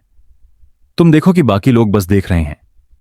तुम्हारा दिल थोड़ा तेज धड़क रहा है, तुम्हें एक छोटी सी शर्म और अर्जेंसी फील होती है। तुम एक स्टेप आगे बढ़ते हो, बस एक स्टेप, और जैसे ही तुम वो स्टेप लेते हो, तुम रियलाइज करते हो कि तुमने एक साइलेंट हिप्नोसिस तोड़ दिया। ये मोमेंट तुम्हारा है, ये मोमेंट तुम्हें डिफाइन करता है, और शायद किसी और का दिन, किसी और की लाइफ तुम्हारे एक छोटे स्टेप की वजह से चेंज हो जाता है। और जब तुम सो रहे हो, तुम्हारे माइंड के डीप कॉर्नर्स में यह बात बस जाती है कि तुम्हारा एक एक्शन एक रिपल बना सकता है जो क्राउड के बीच एक वेव बन जाए। सोचो, एक अजीब सा सीन तुम्हारे दिमाग में पेंट करता हूं। एक रूम है, छोटा नहीं बहुत बड़ा, और उसमें एक बंदर बैठा है। उसके सामने एक टाइपराइटर रखा है। उस बंदर को टाइप करना आता नहीं, उसको शब्दों का मतलब नहीं पता, लेकिन वो बस रैंडम कीज प्रेस कर रहा है। अब इमेजिन करो, उस बंदर को हम एक नहीं, अनंत समय देते हैं। अनंत समय मतलब कभी खत्म ना होने वाला वक्त। गणित के हिसाब से अगर वो बंदर टाइप करता रहे हमेशा के लिए, तो एक पॉइंट पर वो शेक्सपियर का हैमलेट बिल्कुल सही सही लिख देगा। हर एक कॉमा, हर एक फुल स्टॉप, हर एक स्पेलिंग बिल्कुल परफेक्ट। और सिर्फ हैमलेट ही नहीं, वो हर एक किताब, हर एक कविता, हर एक गाना जो कभी लिखा गया है, सब आखिरकार टाइप कर देगा। इस आइडिया को कहते हैं अनंत बंदर प्रमेय, द इन्फिनिट मंकी थ्योरम। और पहली बार जब तुम इसको सुनते हो तो लगता है यह बस एक मजेदार इमेजिनेशन है। एक बंदर टाइपराइटर पर बैठा है और वो शेक्सपियर लिख रहा है। फनी ना? लेकिन जब तुम थोड़ा और सोचते हो तो एहसास होता है कि यह सिर्फ एक मजाकिया विचार प्रयोग नहीं है। यह असल में एक गणितीय वास्तविकता है जो प्रायिकता, प्रोबेबिलिटी में गहरी जड़ें रखती है। गणित कहता है कि अगर तुम्हारे पास कोई भी रैंडम प्रक्रिया हो और तुम उसको अनंत बार दोहराओ, तो आखिरकार हर संभावित परिणाम होगा।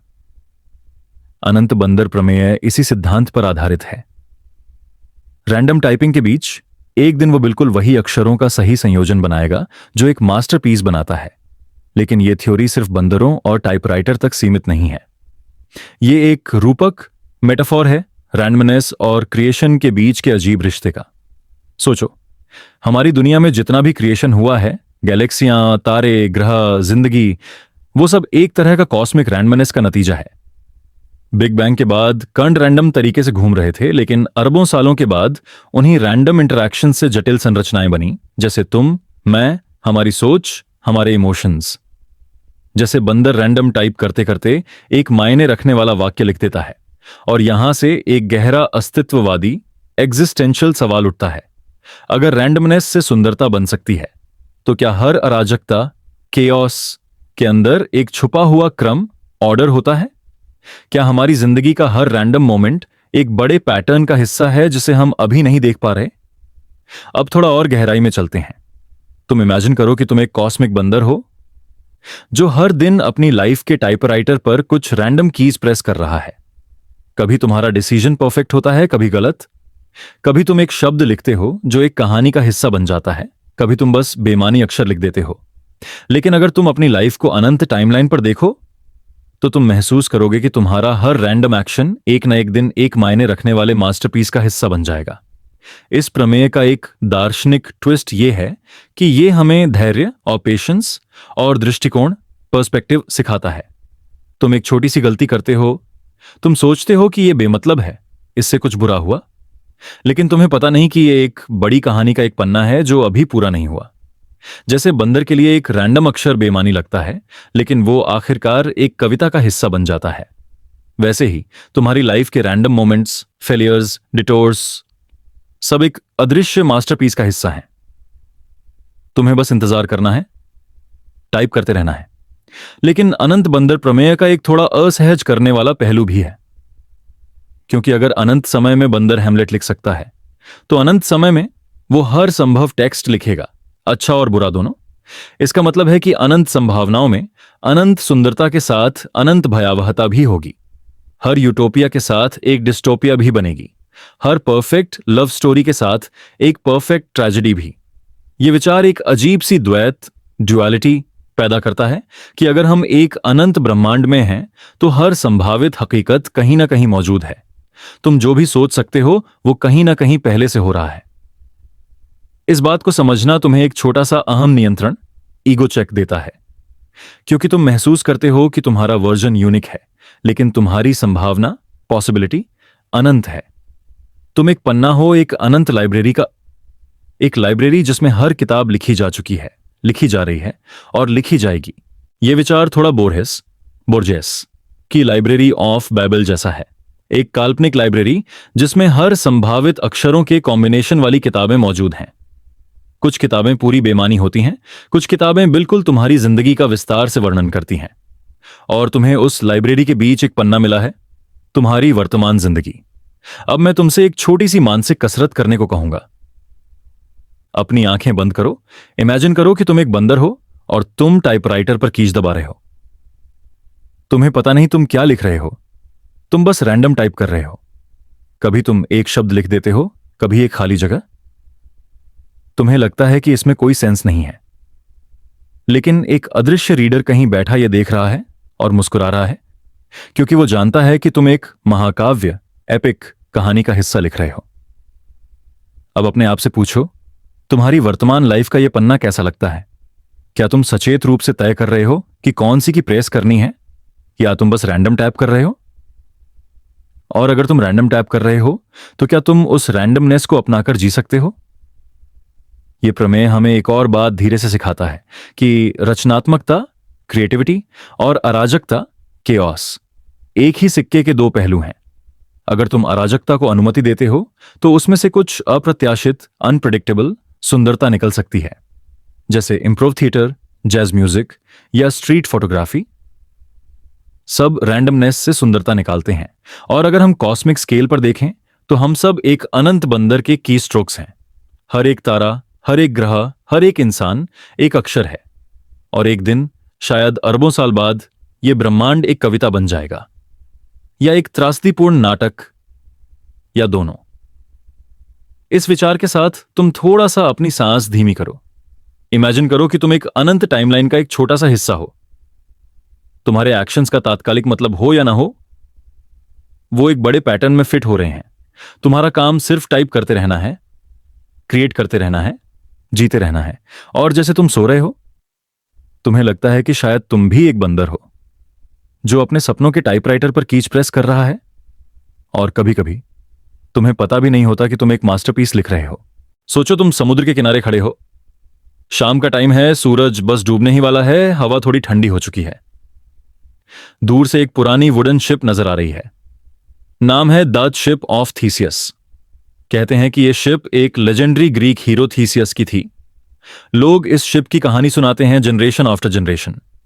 अब कहानी कुछ ऐसी है, यह शिप बहुत पुरानी थी, लेकिन लोग इसको मेंटेन करते रहे। जब भी शिप का कोई पुराना प्लैंक सड़ जाता, उसको नए प्लैंक से रिप्लेस कर देते। धीरे धीरे एक प्लैंक बदला, फिर दूसरा, फिर तीसरा। सालों के बीच यह प्रोसेस चलता रहा, और एक दिन ऐसा आया कि शिप का एक भी ओरिजिनल हिस्सा बचा नहीं। हर एक लकड़ी का टुकड़ा, हर एक कील, हर एक रस्सी, सब रिप्लेस हो चुके थे। और यहां से एक सवाल उठता है जो हजारों साल से फिलोसफर्स को कंफ्यूज करता आ रहा है। अगर एक शिप के सारे पार्ट्स रिप्लेस हो गए हैं तो क्या वो अब भी वही शिप है? क्या ये अब भी शिप ऑफ थीसियस है? शायद तुम पहली बार ये सुन रहे हो, तुम्हारे दिमाग में तुरंत दो पॉसिबिलिटीज आती हैं।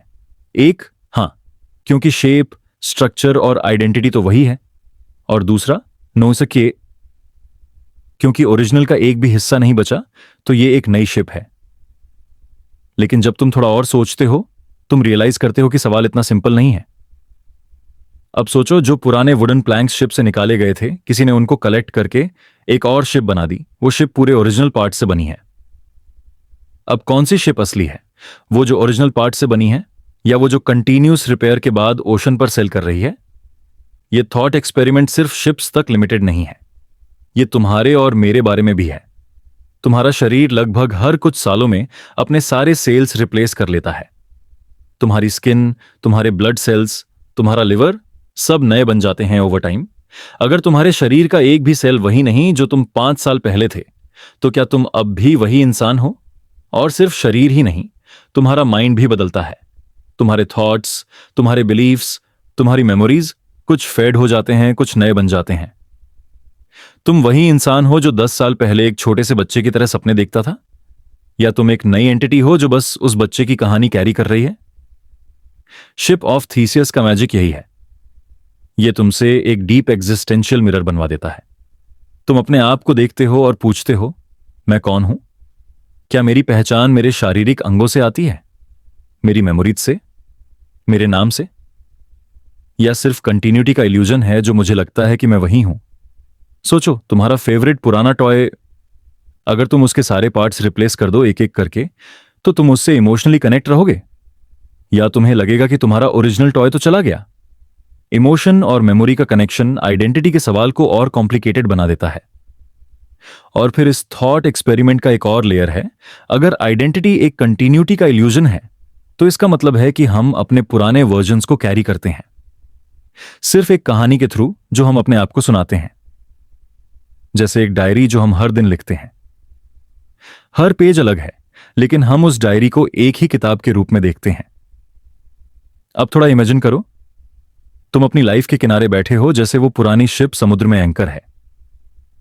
हर दिन तुम्हारे अंदर कुछ रिप्लेस हो रहा है। एक थॉट निकल गया, एक नया आ गया। एक आदत चली गई, एक नई शुरू हो गई। तुम वही हो, और साथ ही साथ तुम कंप्लीटली नए हो। यह ड्यूअलिटी तुम्हें एक स्ट्रेंज सा कंफर्ट भी देती है, क्योंकि इसका मतलब है कि तुम बदल सकते हो। तुम अपने पुराने ट्रॉमास, गलतियां या रिग्रेट्स को धीरे धीरे रिप्लेस कर सकते हो नए एक्सपीरियंस के साथ। और एक दिन ऐसा आएगा कि तुम्हारे शिप का एक भी पार्ट वही नहीं होगा जो कभी पेन कैरी करता था। तुम एक नई शिप बन जाओगे, लेकिन तुम्हारा नाम वही रहेगा। लेकिन यह सोच तुम्हें थोड़ा एग्जिस्टेंशियल भी बना देती है, क्योंकि इसका मतलब है कि तुम्हारा अभी का सेल्फ भी एक दिन पूरी तरह चला जाएगा, एक भी ट्रेस नहीं बचेगा। और तुम्हारे जगह एक नया तुम होगा जो तुम्हारा फ्यूचर वर्जन होगा। तो कौन सा वर्जन रियल है? वो जो अभी बैठा है और ये कहानी सुन रहा है, या वो जो कल सुबह उठेगा और शायद कुछ अलग सोच रहा होगा? शिप ऑफ थीसियस का एक और इंटरेस्टिंग एस्पेक्ट है मेमोरी का रोल। अगर तुम्हारी सारी मेमोरीज इरेज हो जाएं, तो क्या तुम अब भी तुम हो? और अगर तुम्हारा शरीर पुराना है लेकिन तुम्हारी मेमोरीज किसी और की हैं, तो तुम कौन हो? इसका कनेक्शन साइंस फिक्शन में बहुत होता है। जैसे माइंड अपलोड का कॉन्सेप्ट। अगर तुम्हारे माइंड की एग्जैक्ट कॉपी एक कंप्यूटर में अपलोड कर दी जाए और तुम मर जाओ, तो क्या तुम स्टिल एग्जिस्ट करते हो, या वो सिर्फ एक रेप्लिका है? और अगर वो रेप्लिका खुद को तुम कहता है, तो क्या उसका कहना सही है? ये क्वेश्चंस हमारे दिमाग को इसलिए शेक करते हैं क्योंकि हमारी आइडेंटिटी एक सॉलिड चीज नहीं है। ये एक प्रोसेस है, एक फ्लोइंग रिवर की तरह जो हमेशा चल रही है। तुम जब उस रिवर में कदम रखते हो, वो कभी वही पानी नहीं होता जो तुमने पहले टच किया था, लेकिन तुम फिर भी उस रिवर को एक ही नाम से बुलाते हो।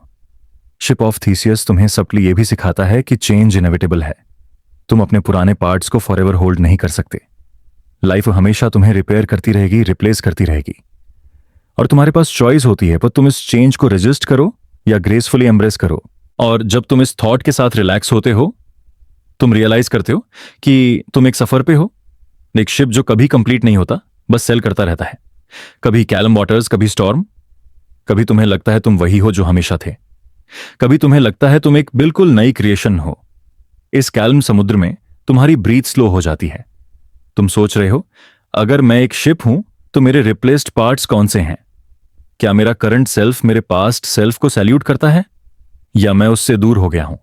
और जैसे तुम्हारी आंखें धीरे धीरे हैवी होती हैं, तुम रियलाइज करते हो कि तुम भी एक शिप ऑफ थीसियस हो। तुम्हारा हर दिन एक प्लैंक रिप्लेस होता है। तुम बदल रहे हो, इवॉल्व कर रहे हो, और शायद इसी प्रोसेस में तुम अपने बेस्ट वर्जन की तरफ सेल कर रहे हो। सोचो तुम एक डार्क इन्फिनिट स्पेस में हो।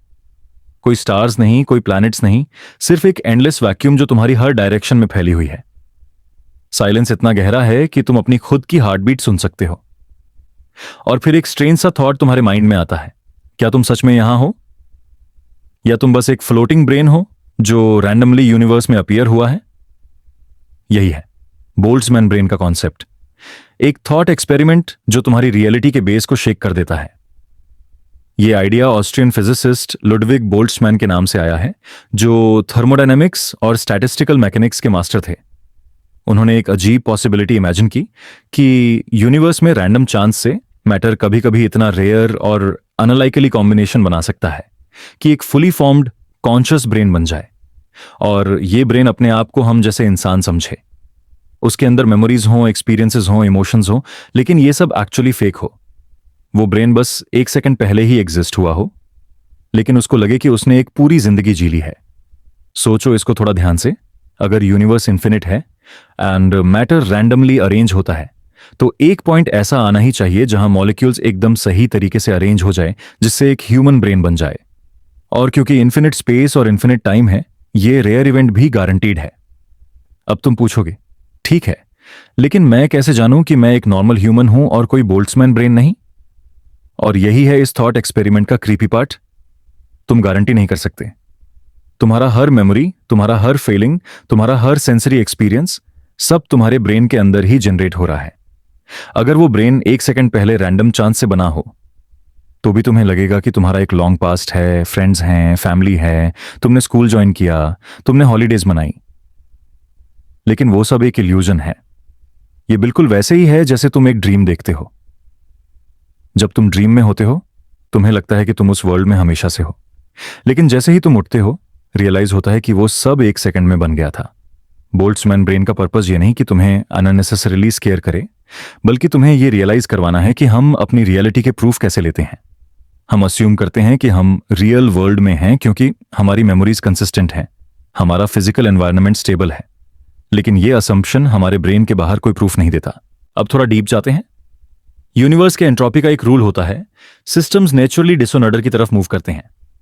बोल्ट्जमैन का आर्ग्यूमेंट यह था कि अगर यूनिवर्स ट्रूली इन्फिनिट है, तो कभी कभी चांस से डिसऑर्डर में से एक small pocket of order appear हो सकता है। और सबसे छोटा और एफिशिएंट ऑर्डर्ड सिस्टम जो कॉम्प्लेक्स थॉट कर सकता है, वो एक ब्रेन है। मतलब इसलिए पूरा प्लैनेट क्रिएट होने से ज्यादा इजी है कि सिर्फ एक ब्रेन क्रिएट हो जाए जो उस प्लैनेट की मेमोरीज को अपने अंदर ऑलरेडी कैरी कर रहा हो। और अगर प्रोबेबिलिटी का ये गेम चला, तो हमारे एग्जिस्टेंस के बोल्ट्जमैन ब्रेन होने की पॉसिबिलिटी डिस्टर्बिंगली हाई लगती है। लेकिन यहां एक साइकोलॉजिकल ट्विस्ट आता है। अगर तुम बोल्ट्जमैन ब्रेन हो, तो इसका मतलब तुम्हारा पास्ट एग्जिस्ट नहीं करता। तुम्हारे पेरेंट्स, तुम्हारा बचपन, तुम्हारा कल का लंच, ये सब बस आर्टिफिशियली इंप्लांटेड मेमोरीज हैं। और तुम्हारा फ्यूचर भी एग्जिस्ट नहीं करेगा क्योंकि तुम एक आइसोलेटेड ब्रेन हो जो यूनिवर्स में रैंडमली फ्लोट कर रहा है, जिसका कोई फिजिकल बॉडी नहीं है। मुझे पता है ये थॉट तुम्हें थोड़ा कोल्ड फील करा रहा होगा। जैसे तुम अपने कंफर्टेबल बेड पर लेटे हो, तुम सडनली इमेजिन करते हो कि तुम्हारा पूरा रूम, तुम्हारी वॉल्स, तुम्हारा फोन स्क्रीन, सब तुम्हारे न्यूरॉन्स के इलेक्ट्रिकल फायरिंग पैटर्न्स का इल्यूजन है। और तुम एक मोमेंट के लिए डाउट करते हो, अगर मैं आंख बंद करूं तो यह सब डिसअपियर हो जाएगा। फिलॉसफी में यह आइडिया एक बड़ा सवाल उठाता है, रियलिटी को वेरीफाई कैसे करें? हम अपने सेंस पर भरोसा करते हैं, लेकिन अगर वो सेंस ही एक रैंडम ग्लिच का प्रोडक्ट हो? यह एक अपग्रेडेड वर्जन है डेस्कार्टेस के इविल डेमन हाइपोथेसिस का, जहां एक शैतानी पावर तुम्हें हर चीज फेक दिखा रही है। फर्क बस यह है कि बोल्ट्जमैन ब्रेन सिनारियो में कोई डेमन नहीं, बस रैंडम फिजिक्स का एक्सीडेंट है। अब इसका एक कंफर्टिंग एंगल भी है। अगर तुम बोल्ट्जमैन ब्रेन हो, तो तुम्हारे लिए रियलिटी सिर्फ ये मोमेंट है। तुम्हारा पास्ट एक फिक्शन है, फ्यूचर एक ब्लैंक पेज, तो तुम प्रेजेंट में फुली रिलैक्स कर सकते हो क्योंकि तुम्हारे ब्रेन के लिए सिर्फ ये अभी का सेकंड एग्जिस्ट करता है। इसका एक और फैसिनेटिंग इंप्लीकेशन है। अगर यूनिवर्स इतना लार्ज है कि बोल्ट्जमैन ब्रेन्स पॉसिबल हैं, तो शायद हम सब अभी भी एक बड़े सिस्टम का पार्ट हैं जो हमेशा रैंडमनेस जनरेट करता रहता है। मतलब तुम्हारे थॉट्स, तुम्हारे ड्रीम्स, तुम्हारी आइडेंटिटी, सब एक कॉस्मिक लॉटरी का रिजल्ट हो सकता है। और फिर एक और लेयर, अगर तुम एक बोल्ट्जमैन ब्रेन हो तो तुम्हारे थॉट्स भी रैंडम होंगे, लेकिन तुम्हें लगता रहेगा कि वो लॉजिकल हैं। तुम एक नैरेटिव बनाओगे अपनी लाइफ का जो कोहेरेंट लगे, लेकिन वो सिर्फ एक स्टिच्ड इल्यूजन होगा। इमेजिन करो तुम एक ट्रेन में जा रहे हो, विंडो के बाहर सीनरी फर्स्ट मूव कर रही है। तुम्हारे ब्रेन का काम है कि तुम्हें लगातार एक स्मूथ पिक्चर दे, लेकिन अगर वो पिक्चर एक मोमेंट में ही आर्टिफिशियली बन जाए, तुम रियलाइज नहीं कर पाओगे। बोल्ट्जमैन ब्रेन वैसे ही है। तुम एक सिमुलेशन में नहीं हो, तुम एक इंस्टेंट माइंड हो जो अपनी खुद की कहानी जनरेट कर रहा है। जब तुम ये सोच रहे हो, तुम्हारे अंदर एक हल्की सी कैल्मनेस आती है, क्योंकि अगर तुम एक बोल्ट्जमैन ब्रेन हो भी, तो तुम्हारे लिए ये मोमेंट रियल है। तुम ये कहानी सुन रहे हो, तुम्हारा हार्ट बीट स्टेडी है, तुम्हारी ब्रीथ स्लो हो रही है, और ये तुम्हारी यूनिवर्स है। चाहे ये 1 सेकंड पुरानी हो या 1 बिलियन साल पुरानी, तुम्हारा एक्सपीरियंस रियल फील होता है। और अगर तुम बोल्ट्जमैन ब्रेन नहीं हो, अगर तुम एक नॉर्मल बायोलॉजिकल इंसान हो जो अर्थ पर बैठा है, तो भी तुम्हारे लिए ये रिफ्लेक्शन एक रिमाइंडर है कि तुम अपने सेंस को कैसे वैल्यू दो। तुम्हें पता है तुम्हारे पास एक फिजिकल वर्ल्ड है जिसे तुम एक्सप्लोर कर सकते हो, लेकिन तुम ये भी जानते हो कि तुम्हारी परसेप्शन एक फ्रेजाइल चीज है। इसलिए चाहे तुम एक फ्लोटिंग कॉस्मिक ब्रेन हो या एक कॉफी टेबल पर बैठा ह्यूमन, तुम्हारी रियलिटी तुम्हारे लिए सेक्रेड है। तुम इसे चेरिश करते हो क्योंकि तुम्हें पता नहीं तुम्हारे एग्जिस्टेंस का सोर्स क्या है। और जैसे तुम्हारी आंखें धीरे धीरे क्लोज होती हैं, तुम इमेजिन करते हो एक इन्फिनिट स्पेस जिसमें कहीं एक ब्रेन स्लोली फ्लोट कर रहा है। शायद वो तुम हो, शायद वो कोई और है, शायद हम सब 1 सेकंड के लिए ही एग्जिस्ट करते हैं, फिर वैनिश हो जाते हैं। लेकिन जब तक तुम इस मोमेंट में हो, तुम रियल हो, और यही काफी है। सोचो एक ऐसा कमरा जो इतना बड़ा है कि उसकी दीवारें तुम कभी देख ही नहीं सकते, और उस कमरे में एक लकड़ी की डेस्क है। डेस्क पर एक पुराना टाइपराइटर पड़ा है। टाइपराइटर की कीज थोड़े से जंग लगे हैं, लेकिन अभी भी परफेक्टली काम करते हैं। और उस डेस्क पर बैठा है एक बंदर। हां, एक सिंपल सा बंदर। अब ये कोई स्पेशल मंकी नहीं है जो टाइप करना जानता है। ये बस रैंडमली कीज पर हाथ मार रहा है, कभी ए, कभी जीन, कभी स्पेस बार, कभी एक साथ 2 कीज। तुम सोच रहे होगे इसका क्या मतलब है? बंदर तो बस रैंडम कैरेक्टर्स टाइप करेगा, इससे कोई सेंस का टेक्स्ट नहीं बनेगा। और यहीं पर आता है एक मैथमेटिकल और फिलोसॉफिकल कॉन्सेप्ट जो तुम्हारी सोच का फाउंडेशन हिला देता है, द इन्फिनिट मंकी थ्योरम। यह थ्योरम कहती है कि अगर एक मंकी को टाइपराइटर पर रैंडमली टाइप करने का इन्फिनिट समय मिल जाए, तो वो इवेंचुअली शेक्सपियर के कंप्लीट वर्क्स लिख देगा। हां, तुमने सही सुना, शेक्सपियर के पूरे काम, मतलब हैमलेट, मैकबेथ, रोमियो और Juliet. Word by word, punctuation by punctuation, एकदम परफेक्ट कॉपी। यह कैसे पॉसिबल है? यह सिर्फ प्रोबेबिलिटी का मैजिक है। प्रोबेबिलिटी तुम्हें यह गारंटी देती है कि अगर तुम इन्फिनिट ट्रायल्स दोगे, तो कोई भी फाइनाइट सीक्वेंस ऑफ कैरेक्टर्स कभी ना कभी आ ही जाएगा। मतलब अगर मंकी के पास इन्फिनिट समय है, तो शेक्सपियर का हर एक प्ले, हर एक न्यूज़पेपर आर्टिकल जो कभी लिखा गया, तुम्हारे अपने स्कूल का होमवर्क, सब वो मंकी लिख देगा। लेकिन यहां एक साइकोलॉजिकल ट्विस्ट है। तुम सोच रहे होगे कि हां ठीक है, इन्फिनिट समय में सब पॉसिबल है, लेकिन तुम रियलाइज नहीं करते कि उस मंकी का ज्यादा समय एक्चुअली रैंडम जिबरिश बनाने में ही जाएगा। मतलब शेक्सपियर के प्लेस से पहले वो मिलियंस ऑफ पेजेस लिखेगा जो सिर्फ नॉनसेंस होंगी, कुछ इस तरह, आक जे याज क्यू ओई वुए आज जेक। और ये नॉनसेंस का ओशन इतना ह्यूज होगा कि उसके बीच में शेक्सपियर का एक पैराग्राफ एक रेयर जूल की तरह होगा। इस थ्योरम की असली ब्यूटी यह है कि यह सिर्फ मंकीज और टाइपराइटर्स के बारे में नहीं है। यह रैंडमनेस और ऑर्डर के रिलेशनशिप को डिस्क्राइब करता है। यह बताता है कि केओस के बीच भी प्योर ऑर्डर एग्जिस्ट करता है, बस तुम्हें इनफ समय चाहिए उसे फाइंड करने के लिए। अब इसको थोड़ा पर्सनल लेवल पे सोचो। हमारी जिंदगी में भी रैंडम इवेंट्स होते हैं।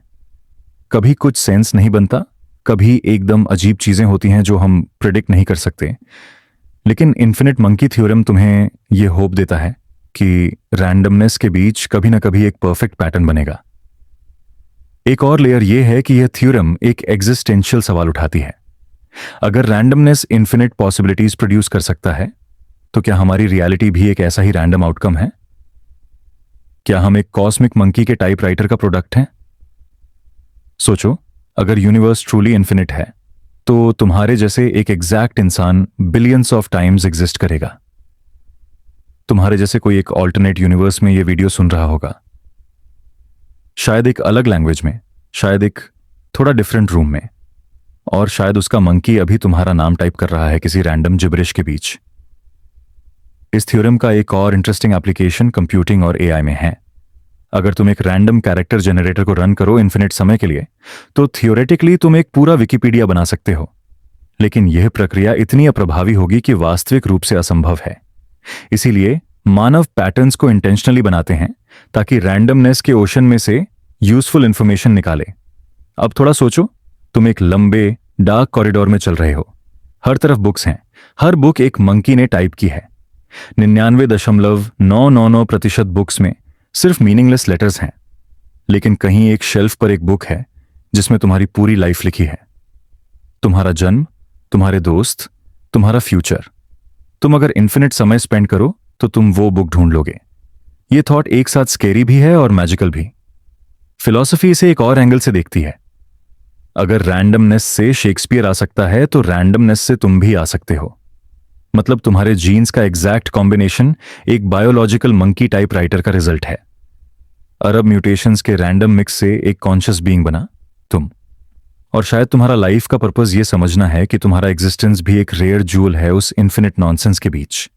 लेकिन यह आइडिया एक एग्जिस्टेंशियल ड्रेड भी क्रिएट करता है, क्योंकि अगर infinite monkeys infinite text generate कर सकते हैं, तो वो तुम्हारी पूरी लाइफ के इन्फिनिट डुप्लीकेट्स भी बना सकते हैं। मतलब तुम अभी अपनी बेड पर हो, लेकिन एक और तुम किसी और रियलिटी में एक जंगल में चल रहा है, एक और तुम स्पेस में फ्लोट कर रहा है, एक और तुम शेक्सपियर लिख रहा है, और ये सब एक साथ एग्जिस्ट कर रहे हैं। इन्फिनिट मंकी थ्योरम तुम्हें फोर्स करता है ये रियलाइज करने के लिए कि ऑर्डर और केओस एक ही कॉइन के दो साइड्स हैं। तुम जितना केओस अवॉइड करते हो, उतना ही तुम पैटर्न्स मिस करते हो जो उसके बीच में हिडन होते हैं। जब तुम ये थॉट अपने माइंड में सेटल होने देते हो, तुम नोटिस करते हो कि तुम्हारी ब्रीदिंग स्लो हो गई है। तुम इमेजिन करते हो एक मंकी जो क्वाइटली टाइप कर रहा है एक इन्फिनिट लाइब्रेरी के अंदर। हर एक की प्रेस एक रैंडम साउंड है, लेकिन कहीं ना कहीं वो एक ऐसा वर्ड बना रहा है जो तुम्हें डिफाइन करेगा। और तुम रियलाइज करते हो लाइफ भी वैसे ही है। हर दिन हम रैंडम एक्शंस करते हैं, रैंडम इनकाउंटर्स होते हैं, और कभी कभी उनमें से एक इनकाउंटर तुम्हारा पूरा लाइफ पाथ चेंज कर देता है। यह एक मंकी के शेक्सपियर टाइप करने जैसा ही है, रेयर, मैजिकल और ऑलमोस्ट मिराकुलस। अगर तुम इस थ्योरम को अपनी नींद के लिए यूज करना चाहो, तो एक पीसफुल विजुअलाइजेशन ट्राई करो। इमेजिन करो तुम एक कोजी लाइब्रेरी में हो, जहां एक मंकी टाइपराइटर पर सॉफ्टली टाइपिंग कर रहा है। तुम सुन रहे हो कीज का रिदमिक क्लिक क्लैक, एक काम बैकग्राउंड नॉइस जैसा। कभी एक स्पेस बार का सॉफ्ट थंप, कभी एक एक्सीडेंटल परफेक्ट वर्ड, और तुम धीरे धीरे ड्रिफ्ट कर रहे हो, जानते हुए कि केओस के बीच भी ऑर्डर का पॉसिबिलिटी एग्जिस्ट करता है। और जब तुम्हारी आंखें बंद होती हैं, तुम्हें लगता है कि शायद तुम भी एक मंकी के टाइप्ड पेज का पार्ट हो। शायद तुम्हारा नाम, तुम्हारा फेस, तुम्हारी कहानी सब एक कॉस्मिक टाइपराइटर का आउटकम है। लेकिन तुम्हारे लिए यह अभी का मोमेंट रियल है, और इस मोमेंट में तुम परफेक्टली काल्म हो।